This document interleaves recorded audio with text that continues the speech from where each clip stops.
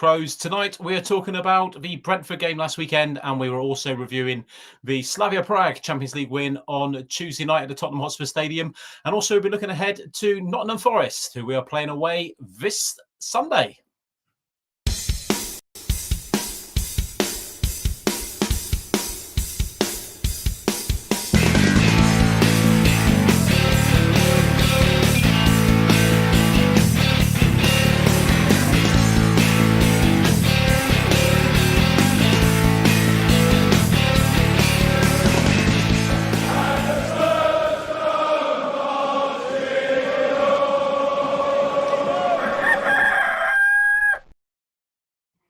Yes, good evening. It's Thursday evening in the UK, just gone 8 o'clock. Thank you very much for joining us for yet another edition of When the Cockerel Crows. Tonight, as I said, we are looking back at the Brentford game last weekend, also the Slavia Prague game, which was on Tuesday night, and also looking ahead to Nottingham Forest away on Sunday. So if you want to email us, you can get in touch on whenthecockerelcrows@gmail.com, and that will take you right to the front of the queue if you want to come on live and talk about everything Tottenham Hotspur.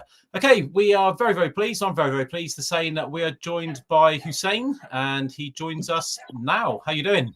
Right, how are you? Not bad, mate, not bad. Recovered? Good. Say again, sorry? You recovered? Oh, yeah. Well, could have done another day off work, to be honest, but yeah, all good. Yeah. Cool. Just referring to Hussein, though, he went to the Slavia Prague game on Tuesday at the Tottenham Hotspur Stadium. You had good seats down there, didn't you? Down in the bottom of the West. Yeah. I was going to bring Harry on, but he's watching the darts. He loves the darts. Sorry, he's bless him. Yeah, he chose that section. So 101, just by the Cyprus flag there. Really good seats, actually. Yeah, really good view. Yeah. Well, we'll go on to the Brentford, the Slavia Prague game in just a second. But last weekend we had Brentford. Yeah. Did you watch the Brentford? Did you watch it? I was there. Oh, you're at the game. Sorry. Yeah. What? How do you sum it up? What's your opinion? Yeah. Much better than it has been. I mean, Brentford were poor, to be honest, but much better performance. Never looked at any stage that we were going to lose the game or concede, to be fair. No. But I was happy with it, and it's much improved. I think the last two games have been a bit of an improvement. Although opposition's not been great, but you can only beat what's put in front of you, really, to be honest. That's it. Yeah, that's what I was going to kind of move on to, mate. It was we were talking about it on the way up on Tuesday, up to the game. The Brentford game, was it we were good or they were poor, or kind of a combination? Bit of both, I think. Bit of both. Xavi played really well. Yeah. He did that. Yeah, he did. I think he pulled the strings again on Tuesday. Yeah. But yeah, so it's looking like he's starting to gel. Yeah. But yeah, I think it's a bit of both. I think let's not give us any disservice. We played all right on Saturday, to be fair. Yeah.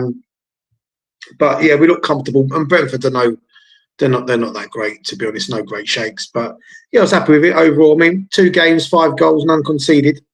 You can't complain with that. Yeah, that's it. I think, like we've said a couple of times, that Thomas Frank tends to build his side from the back, keep us tight, and prides himself on a clean sheet. So, what kind of importance do you put on that? 2 clean sheets, 2 games. Yeah, and I think it's good. I mean, if you think about it, when you lose games like we have done, it stretches through the team. You saw the comments from Porro about the fans. It's just a negative atmosphere, but when you put back-to-back wins like that together, I think it's only good for them to push on from it. Yeah. So I've got no fears about next weekend. This weekend. Have you not?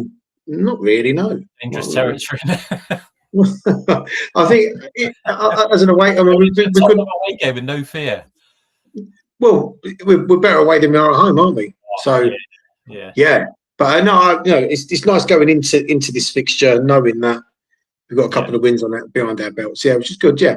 Yeah, absolutely. If we said about defence, I'll just pull up some stats from the. So this is from the Brentford game last week. So tackles made, tackles won. 10. So we won 59% of our tackles compared to their 16. It's just looking at defensive side here.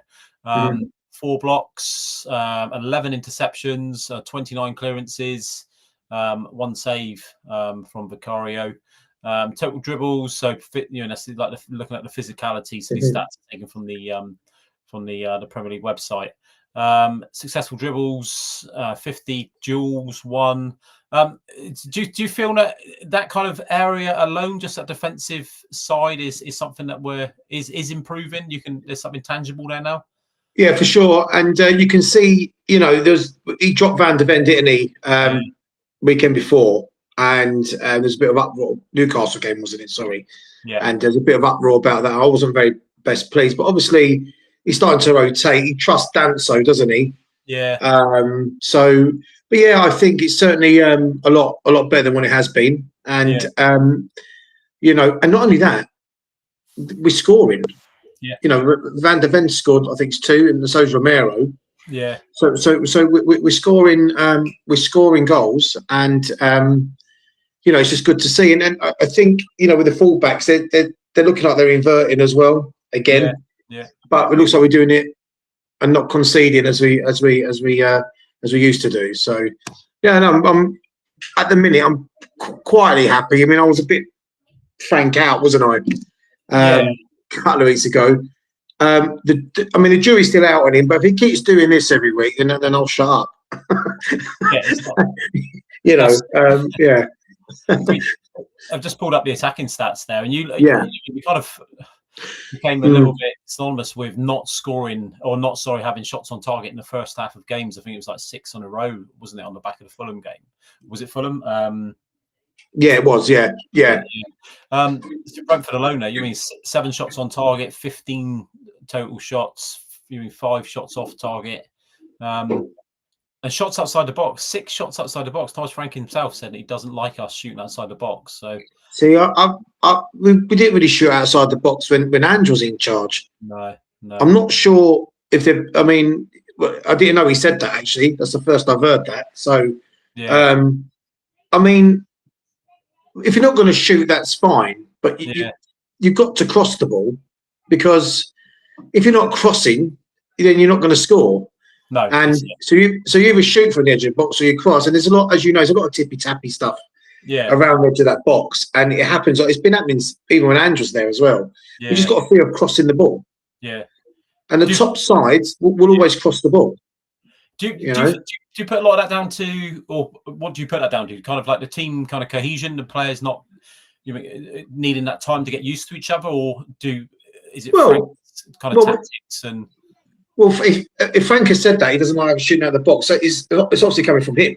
Yeah. So I can only think that he's told him just to pass between the lines and get in the box. And to be fair, he worked against Slavia. When Xavi was called for the penalty. Yeah. And then Porro as well after he crossed it. So it does work, but sometimes you just shoot. Shoot. And 9 times out of 10, it'll probably go over the bar. Yeah. But at one time, it will go in top corner. So I think if he's coaching like that, that's fine. But I'm not sure if we're quite good enough. No, I think he's. I think he's trying to create better chances, isn't he, by keeping that possession, and control in the final third. And well, we're not Barcelona, are we? I mean, we're not going to. No. But there was something there on Tuesday, definitely, in terms of that kind of way we're playing. Yeah, absolutely. But like I say, more of that, it would be great. Yeah, and why haven't we seen these performances earlier on? Why now? Maybe that's just taking time to get that kind of cohesion and tactics. Possibly. Kerry's posted in the chat and she said there's not quite so much going backwards now. I've seen a conscious effort to go forwards. So do you think that's it? There was parts on Tuesday where we were going forward and then we go back and it goes all the way back to Vicario and it starts again. And then, you were there, you saw it, and it was just a little bit of frustration. You just want him to. I mean, I don't know if you've noticed this, but Romero, when he gets the ball, he literally walks. Yeah, he's walking, and he'll walk and he'll look up, and then he'll knock it sideways and he'll go back again. Yeah, a bit more urgency. So I'm not sure why the foot's on the brake. What you want him bringing it out quicker or getting rid of it quicker, or just play quicker? I mean, there's no need to just dilly-dally in it. I mean, we get the ball and then it goes back to Romero and into Van, and it goes back to Vicario, and then we start all again. Do you think that's potentially trying to invite on and invite the press so we can play that space behind? Maybe? That's fine if you're good enough to get out of that. Yeah. So you've got you've got someone like Haaland tracking you down or whoever. You're going to get caught. Yeah. We need to be a bit more quicker. Yeah. Get the play out from the back, be quicker. Get the ball up. I don't see what's wrong with a long ball over the top. You got Richarlison there. You got Mawani. Put play over the top. Yeah, definitely. It works. Yeah. So, but listen, I'm not a football manager, so yeah, I would. Yeah, I mean, as Kerry said there, it has improved. Brentford, it wasn't as slow as it was against Brentford. No. He sort of crept back in a little bit against Slavia on Tuesday. I think once the own goal went, I think we opened up a bit more. Yeah, I'll show you the if we got to the Premier League, we just round up the Brentford game. Look at the Premier League table. So there we are. We're in 11th at the minute. So 15 games, 22 points. Do you mean 4 points off top 4 now? Do you feel that that's the way we should be looking up rather than? Yeah. I was talking to Harry about this the other day actually, and this table's a little bit deceiving because it is tight, very tight from where we are. Yeah, even where Newcastle are actually up to that top 4. Yeah. So you get a couple of couple of wins together, and you go on a run, then you've got a chance. So it's not all doom and gloom just yet. No. And we are just behind Liverpool, aren't we? We're 1 point behind Liverpool now.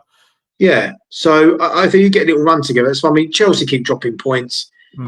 City drop points.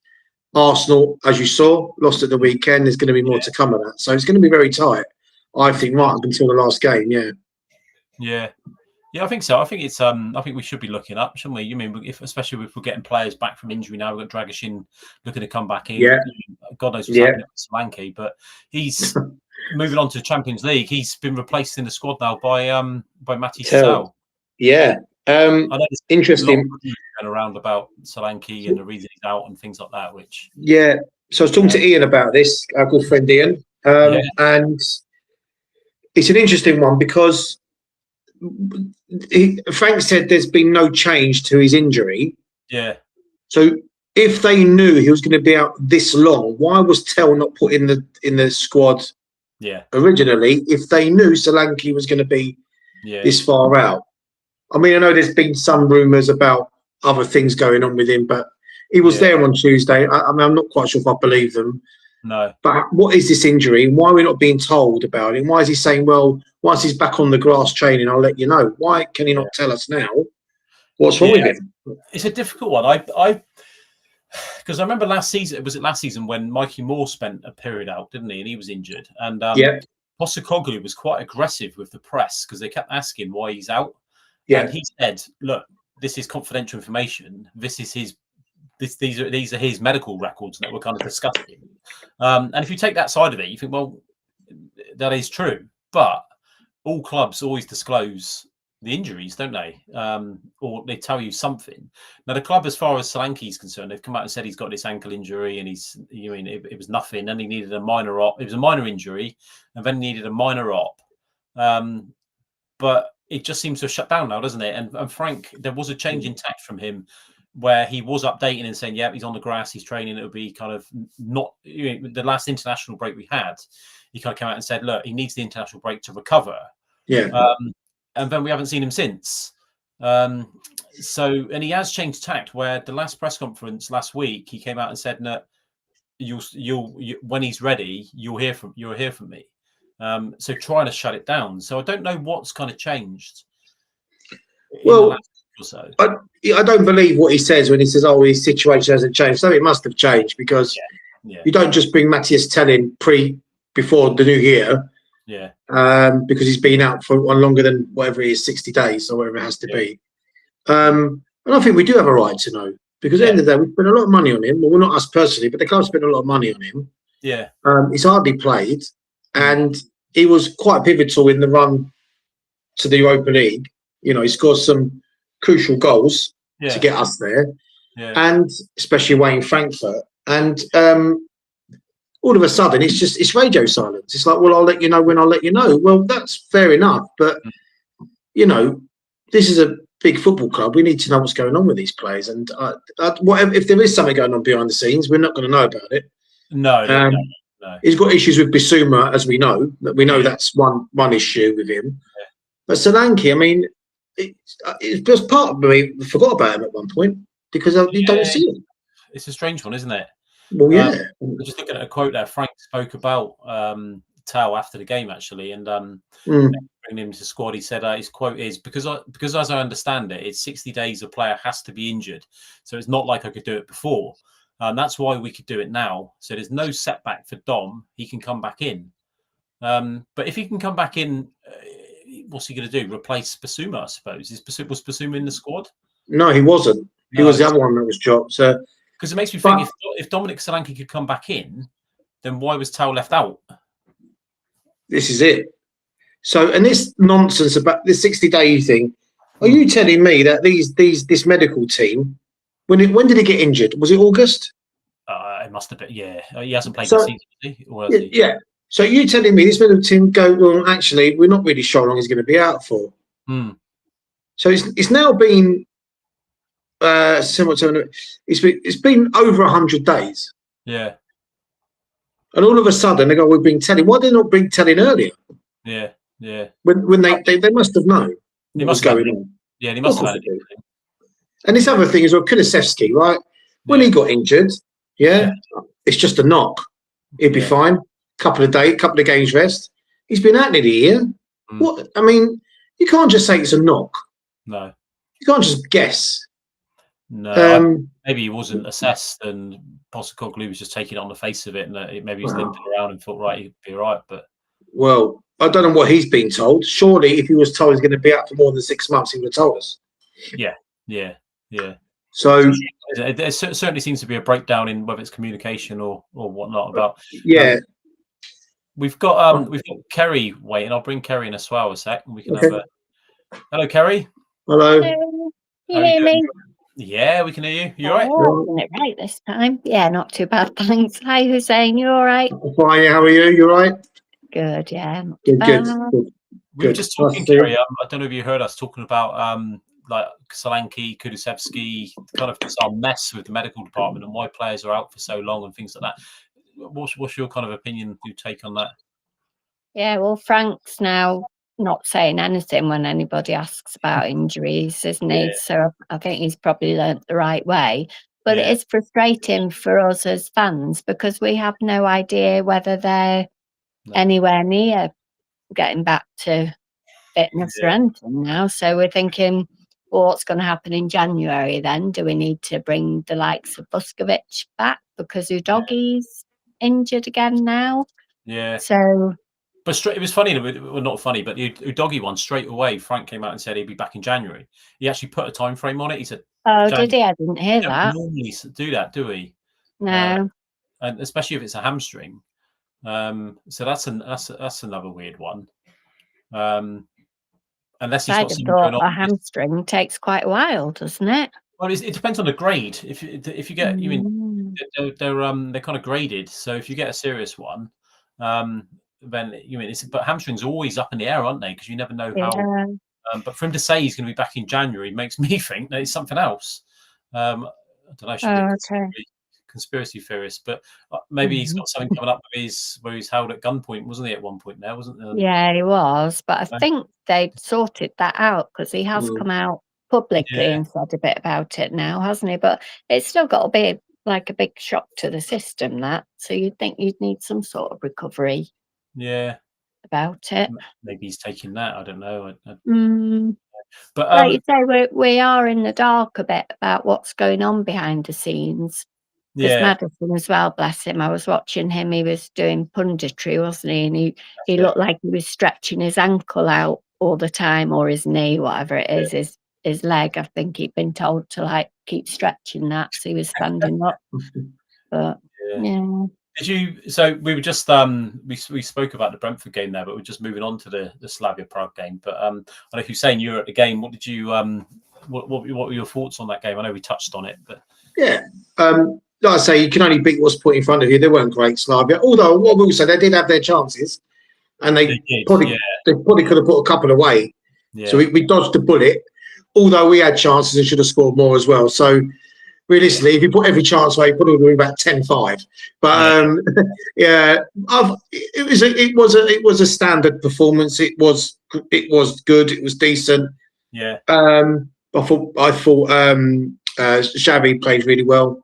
Yeah. But yeah, no, I thought it was all in all a decent, and you would expect that kind of victory, to be honest. Anything like if we conceded, I would have been a bit cheesed off, to be honest. But no, it was decent. I thought it was all right. You were there as well. I thought it was a standard. We were kind of 3/4 of the way back on the south stand, and I was a little bit disappointed with the atmosphere, to be honest. I thought there were probably 14,000 empty seats. I think the official attendance was just shy of 48. Yeah. And yeah, I was quite disappointed with the atmosphere. I thought it was very flat. It just felt like an England midweek kind of game. Do you know what I mean? Yeah, I'll be honest. So I didn't know this. So as you know, I was in Block 101. But after the game, when I went on Twitter, apparently there's a lot of Slavia fans especially in the north. Excuse me, in the Paxton. All right. And there's quite a few hundred of them that are in. And I really am. We've had this conversation before. Yeah. I don't understand if you're walking in with a Slavia, shirt on or a scarf on. Surely you should be just turned around. Yeah. Turn them around. You can't really be doing this. We don't, do we? No, and it's not just Tottenham. No. But this is the problem. But then again, who's selling the tickets? It's season ticket holders that are selling the tickets on. Yeah. And this is where it comes from. So they can't complain if they're not going to turn up. No, but then it's a Champions League game isn't included in the season ticket package, is it? Or no, this is the other thing. So you've now got to, they give you priority. Yeah. And this is also priced at Cat C. So a lot of uproar say it should be 30 quid across the board and £10 for children. It's probably about right. Yeah, especially with that level of opposition. Yeah. And just to say, there's no jeopardy, is there? So there's no jeopardy in this eight game group. No. Yeah. So if you lose to PSG 5-3, you've got weeks to rectify it and win your home game. So that's probably another reason. So they should. I remember years ago, used to include two cup games in the season ticket, but not anymore. Right. Yeah. But what's your opinion like, Kerry? Do you feel that they're kind of like is the price instruction that's affecting the attendances, or because we spoke about it on the way up and we kind of said that we were expecting the crowd to be low, with being at home on Saturday, and then you got a quick turnaround for the Tuesday game, plus it being midweek. Plus, I'm just a bit disappointed though that for Sonny's benefit, I thought it would have been a sellout, to be honest, to see Sonny, but are people not that bothered about seeing legends anymore? Well, they probably are, but I think most people would like to have been there. But is it worth selling out? Do you mean the whole transport and strikes and weather and stuff like that? It is just easier now to watch it on telly, isn't it? Really, if you know it's going to be on. Yeah, I think with the Sonny thing, I think it was a bit of a ploy there just to get the ticket sales up as well. Yeah, I think so, is that what you think it was? Yeah. Oh, 100%. I mean, I was speaking to Paul the other day, yesterday actually, and I got to the ground early, so I stayed over. And the amount of Koreans I saw at that game, at the mural, I mean, it was back to where it used to be. Yeah. And so you can see what the pull that Sonny has. Yeah. And when I don't know if anyone noticed it, I don't know if you could pick up on the TV, but when he came out, the amount of cameras and press was phenomenal. I mean, it must have been over 100 there at that tunnel, just taking photos. So you see the big pull has. But I think Kevin's right. There's a lot of factors with midweek games. And to be honest, Tottenham ain't the easiest place to get to, even if you're in London. No, it's not. Yeah. You know, I stayed in Edmonton. It took me an hour. And you're right, Kerry. I think, the price is not right. It's midweek. People work. But I expect a bit more than 47,000. You expect more. I don't know if you heard it, but on TalkSport this morning, Simon Jordan was saying about it. And he kind of said because they were talking about the pricing structure for that game in particular. Yeah. He actually picked out Tottenham, and they spoke about the Slavia Prague, and he said that as far as a business is concerned, if you keep the prices as Tottenham did keep them, and you get 48,000, should we say, or you increase the prices and end up with 35,000, business-wise, you're still not losing out financially. So his point that he was making is, regardless of what Tottenham are always going to attract a minimum 45, 50,000 is what he said. So you're always going to, whatever you price it as, if you do 30 quid and 10 quid, you're kind of doing your own legs, if you like. That was his opinion. Yeah, I see his point, but you don't want to be watching it with empty seats around, because you then become a banter club, don't you? You become empty seat. We slag off Man City for this, don't we? We thrive on it. Yeah. We don't want to be that. So £30 and £10, I think, for that level of opposition, I think is perfect. Yeah. I'd like to know what their price is going to be for the Villa Cup game. This is going to be very interesting. Yeah. I think it'd be 35 and 10 like they did last year. Yeah. Which is just about all right. If it goes to Cat C again, they're not going to sell it. But do you not think that Villa, being a Premier League team, they might just price it as, I don't know, Cat C and have done with it, or Cat B? Well, it might be Premier League team, but this is a different competition.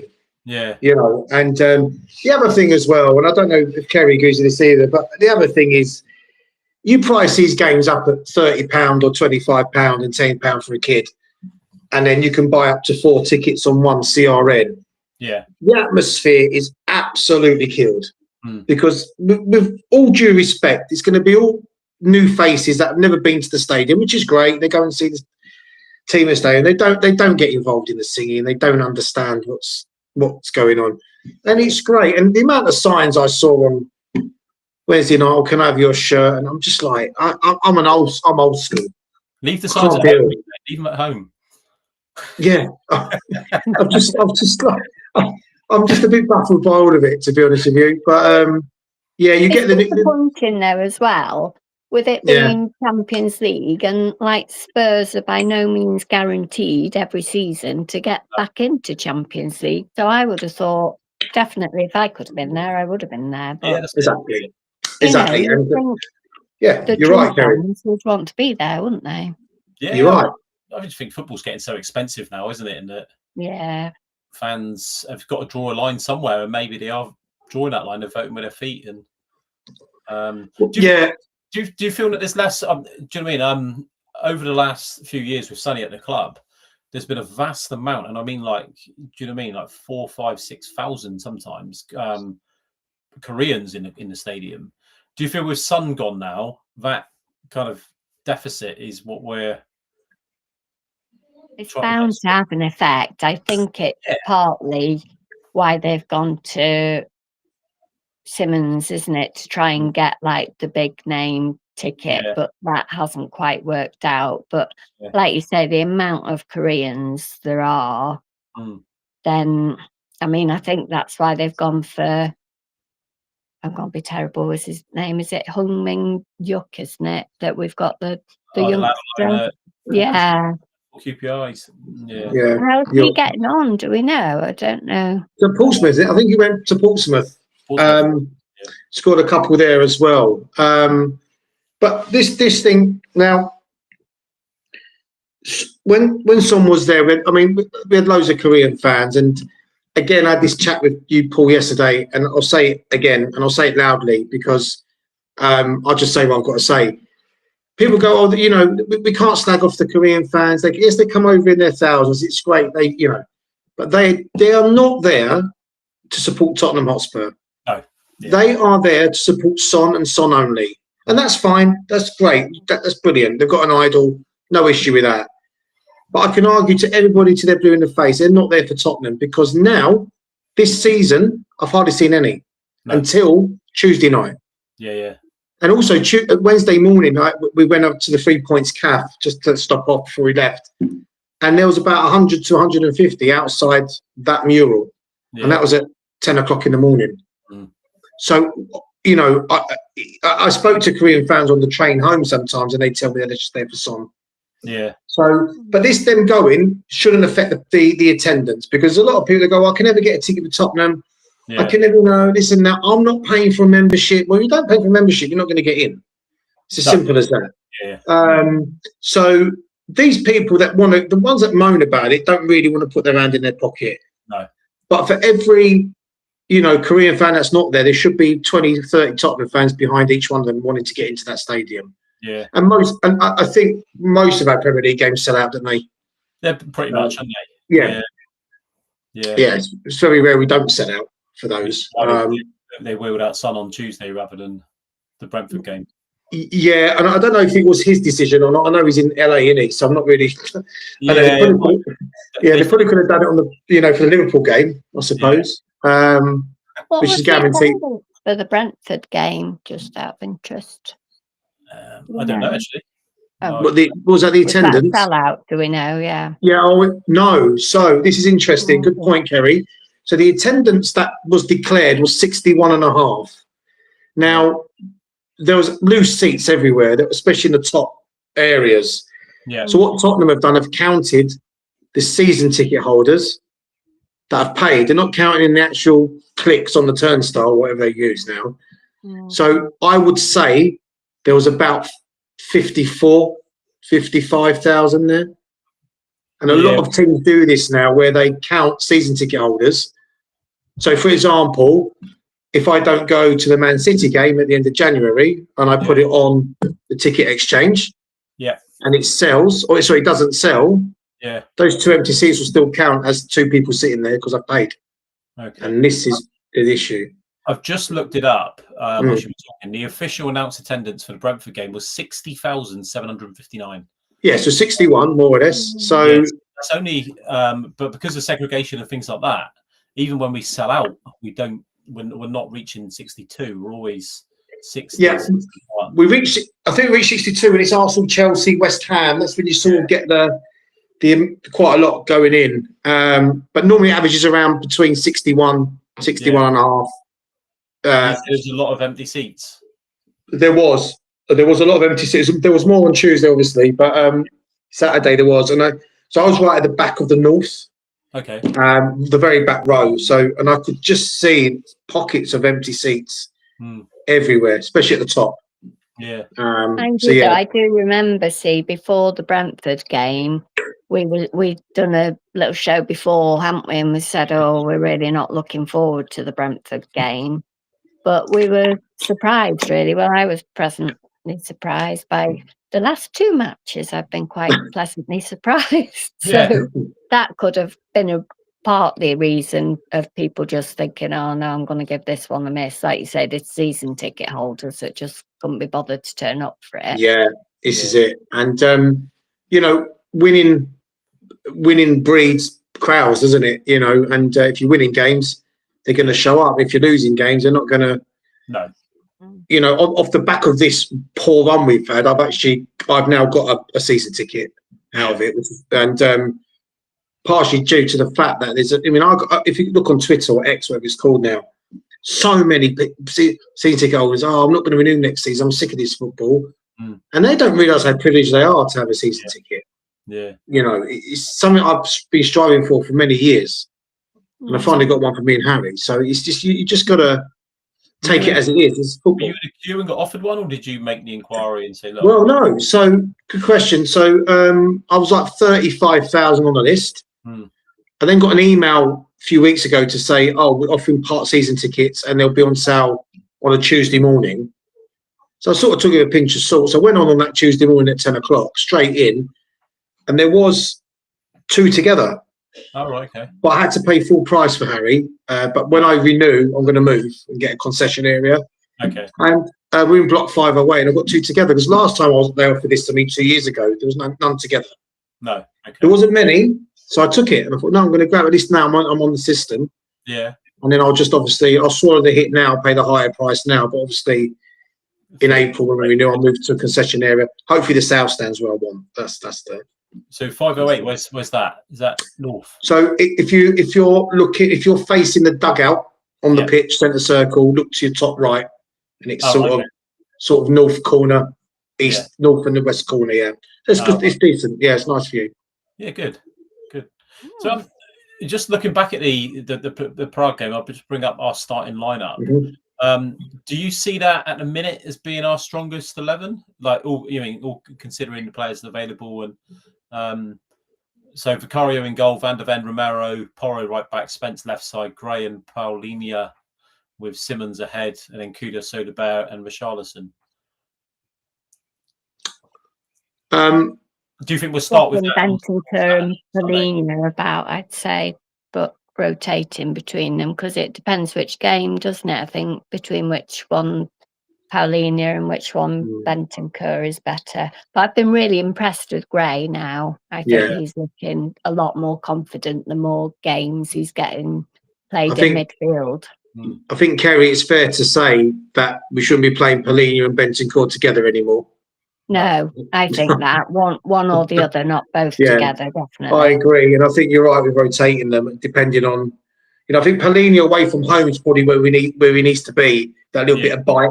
Bentancur's a bit more silky, isn't he? So, the other one in there, when you said that, I would agree with most of that. Odegaard, I don't really have an opinion on him at the minute. I'm not really sure what to make of him. I don't know what Kerry thinks, but he shows flashes, doesn't he? But for me, maybe he's one of them that you just have to keep playing him to get what Frank obviously must see something in training. Yeah. For me, he's like a little bit like an early Tottenham career, Aaron Lennon. And then it explodes. We did quite a bit like outside the box, but when it comes to that final product, you mean getting a shot away, or you mean getting an assist, he's kind of lacking. But but he's certainly got pace to burn, hasn't he? Yeah, he does, and he's signing out the blue as well, wasn't he? It wasn't something we was expecting in the summer when we signed him. But I have to commend Spence as well. I thought Spence had a good game on Tuesday. I think if it wasn't for Xavi, he probably would have got man of the match. I love his whole attitude and everything. Yeah. He really is good. And you can see the determination in him when he really was getting the better of the man he was playing against, wasn't he, each time? I thought he was doing really well. Yeah, he had a good game. He did have a good game. Do you want him on the left or right in place of Porro, or where do you want left, I think. Yeah, I think he's a left. I've definitely left more than right. I mean, Porro, I'll be honest with you, he's pissed me off a little bit. Sorry for my language, but his comment the other week, I'm just saying, how dare you? I get Vicario made a mistake in the Fulham game. I get all that, and we shouldn't be booing him. No. But as fans who pay a top dollar to watch that, and he comes out and tries to stop Bergvall clapping us, I'm sorry. Until he performs on that pitch, until he becomes that player that we're going to, become a hero, which he's not doing, he's got no right, absolutely no right to all like that. And I think Thomas Frank shouldn't have got involved in that conversation either. No. And now he's trying to soften it. He tried to clap the other day. It was against Newcastle. He tried, and I thought, no, the damage is done. Yeah. He's got to move that chip off his shoulder. Because you can't go, well, you can't boo us. Well, we can if you're not performing. Yeah. We can do what we want. Like, I think you touched on there. I think he's still got a lot to prove as a Tottenham player. I don't feel 100%. I think we spoke about it the other day. I'm not sure who was on when we were saying it, but there was a stat that was released. He's been dribbled past the third most out of all the players in the Premier League. Has he really? 17 I didn't know that. 17 times in the league this season he's been beaten. Just this season? Just this season, yeah. Really. Sorry, he's been dribbled past 13 times. 17 times this season, which is the third most. That's a disgrace. I didn't know that. Above him are Nico Williams, who I think is he Forest? Yeah. Nico Williams, and there was another lad, but there was 17 times he's been beaten. That's not good enough. Yeah, this is my point. I didn't know that. I don't know how much of that is down to him as an individual, or the role he's been asked to play, whether he's been put in those positions where he's open and susceptible to that. But ultimately, if he's a quality fullback, he's not getting beaten 17 times, is he? Absolutely not. And you've got to ask yourself this question, right? When you look at our players, would they get into the top 5 sides in the world? Yeah. And you question it sometimes. Porro definitely wouldn't. No. I think Spence could probably walk into Real Madrid more than Porro would at this moment in time. Udogie would over Porro. I think the three of us could admit the way Real Madrid are playing. Right? Well, Kerry get a game for them at this minute, the way they're playing. I'll tell you what crazy mean centre I have. Jay tells me everything. The thing is, though, you can squish these stats all you want, can't you, sometimes? Because, hypothetically, if Porro was had a really, really bad game, and say, like the Arsenal, where everybody was rubbish, and he got dribbled past 10 times in that game, then that's one game. I mean, is that possible that stat could have just come from 2 or 3 games? Potentially, but it's a stat over the season so far, so I think it's an accurate. Because you can make that argument a bit. Well, you can make that argument for one of the other defenders, couldn't you, as well? Well, I'll give you a stat. Vicario cocks up for the goal against Fulham. We don't like it. We make a noise, and he pipes up. There's a stat for you. It's unexcusable what he did. And Thomas Frank backing him up, and all this. I don't know if you see it against Brentford. They all walked off together at half time. They've got that now. They did again, yeah, I saw that. I think they did it at the Champions League game, didn't they? So they can't take a little bit of booing. These are multi-million-pound footballers. Yeah. Yes, they're going to make mistakes, but this is not a one-off mistake. This has been happening and happening and happening. Yeah. We're losing too many games. We won 3 home games in a year prior to what happened, and they're booing us. Let's all walk off in solidarity. Grow up. Yeah, I'm sick of it. I'm absolutely sick. I can't. And I look at Porro now, and it annoys me. He's sick. It's just a different era of people, though, from our age group, isn't it? I think they're a little bit softer. Very soft, Kerry. Very soft. I mean, it's literally crying like babies. They booed us. We'll play proper football then. Prove to us, and. They sang Vicario's name at the end of the Newcastle game, right? And he completely just didn't acknowledge it. No. He's like, well, stuff you lot. You booed me last week. Now you go, well, we have a right. Because without us, there'd be no football. So yeah, I don't think as players you can pick and choose, can you? You've got to have that consistent line and stick with it. I think because fans will change, won't they? Do you know what I mean? If you've got 100 fans in amongst the 1,000, that 100 are going to be heard, aren't they? Of course. So, and we have every right to. I know it's not right to boo your own, but there's times where we've just been turgid. We've been poor. Yeah. And how many times we're going to watch this nonsense? Yeah. So I'm sorry. I'll have to get on my soapbox to that one because it really annoyed me. No. I'm like, how dare you just slag us off? No. Give us. Going forward, then Frank is going to play more excited football. Do you think he trusts the players a bit more or not? Well, Kerry, I've always Paul knows this. I've always championed Thomas Frank from day one.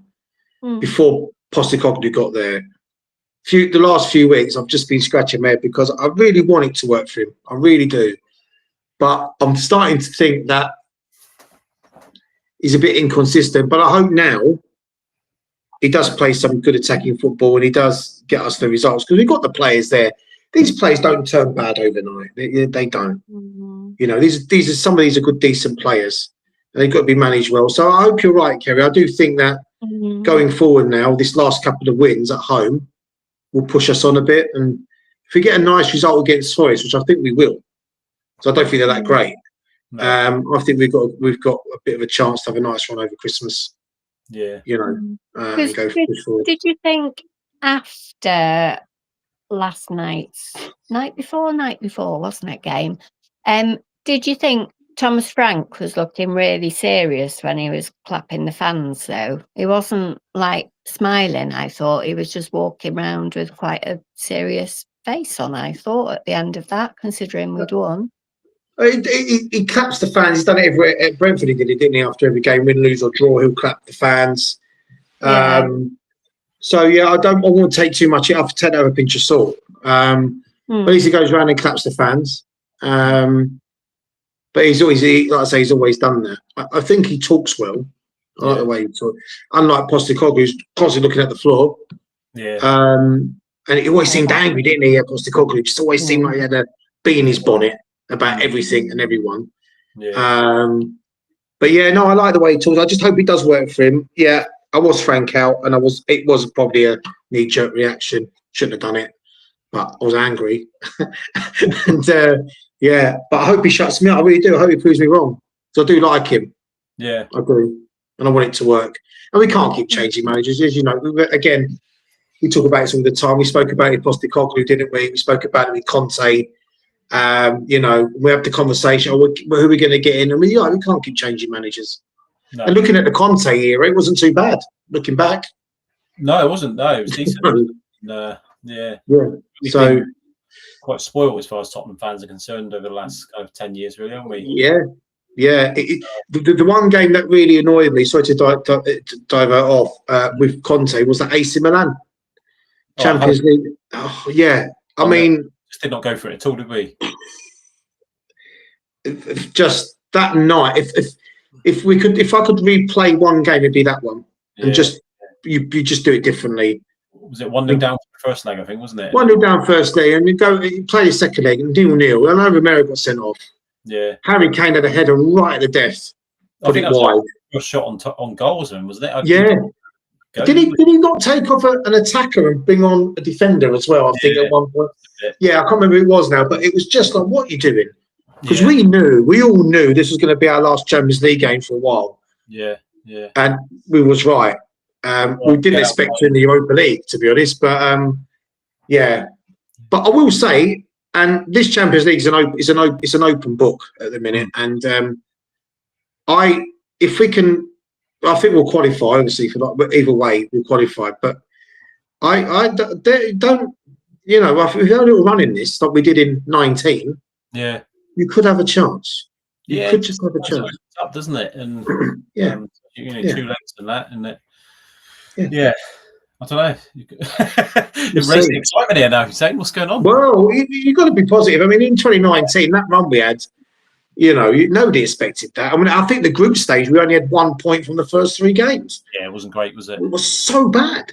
Just City away, doing the game up there. Ajax, the famous one, and did we not beat Dortmund as well at home 3-0? Or we had a really good run, and you know you can do it again. As well as one team that will pop up from nowhere. Yeah. As long as that lot don't win it, then I'm happy. Yeah, they're looking good though, aren't they? Unfortunately, well, apart from not having it. If we quickly move on, if we look forward to just to wrap up, look forward to this weekend. So Forest away on Sunday, 2:00 kickoff. Are you expecting 3 points, or is it one that you're kind of hoping for the 3? Well, 100% 3 points. Yeah. Forest are poor. They were poor before Ange got there. Ange got there, they were worse. Dyche sort of got them tight, but we should be going there and comfortably winning. But they said on the commentary, I was watching a game just now away to Utrecht, which they won. Forest beat 2-1. They said on the commentary that now Dyche has been in charge for 12 games and he's won 7 of them. Who, Dyche? 7 out of 12. So I mean, he lost. This is it. He's lost 4, isn't he? Something like that. Oh, they so obviously they won today. Last league game they lost 3-0 at Everton. Yeah. But before that, beat Wolves 1-0 away, lost 2-0 at home to Brighton. They beat Malmo at home 3-0, and obviously won 3-0 away to Liverpool. So they've got it in them, haven't they? They have, but I think we've got a good record there, and I think we should go there and win. I'd be disappointed with anything less than 3 points. I'll be honest. Yeah, I agree. Yeah, I think it'll be tough. After having seen how we can play in the last 2 matches, I will now think. Yeah, I'm expecting a win now. Yeah, you know Morgan Gibbs White's going to have a good game though, don't you? Like Eze did. Well, he's going to score or anything, but yeah, this could be cut on for us, but I think we'll do the business. Yeah. I really do. And I think we'll do it early. Yeah, get it done early. All right. If we let's have it, but just before we go, if we have a score prediction from you both. So, ladies first. 3-1 to us. 3-1 to us. Yeah, confident. Yeah. Where do you think the game would be won then? Where's the key? Bergvall and Savvy, I think. Can they both play? Yeah, they can both play in the same at the same time. They don't get rotated out between them, do they? Yeah. No. So I think them two and Gray linking up with Bergvall will be good. And Gray will start again then. I do, yeah. Yeah, I'm quite liking how he looks. Yeah. Okay. What about you, Hussein? What's your prediction for Sunday? I'm gonna go 4-0. I just think they're just not that good a side. No. And I just think we're gonna I think we're gonna get it done early. Yeah. I like to be 2 up by half time. Shut up shop, and do that. Let's have a boring second half. That's what I want. Yeah, do it a boring second half. Get over and done. Harry go and get the sweets and crisps. Yeah. Let's not worry about it. And get it done. Just one time. Yeah, I'll go 4-0, but realistically, it'd probably be 1-0 Forest. But yeah, no, I like to see. Yeah, Johnson will play. What's his old club, innit? Is he not injured? Is he injured again? He's another. Well, Frank said the other day he was touch and go for Slavia. Okay.